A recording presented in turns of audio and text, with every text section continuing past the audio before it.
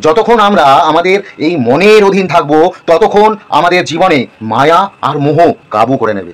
যখন মায়া মোহ আমাদেরকে কাবু করে নেয়, আমরা এই জাগতিক সুখের পিছনে দৌড়াই, আমরা ভুলে যাই প্রভু ঈশ্বরের কথা, আমরা আমাদের স্বার্থ, আমাদের সিদ্ধি, আমাদের লাভ, এগুলোর জন্য নিজের জীবনের আসল স্বার্থটাকেই হারিয়ে ফেলছি।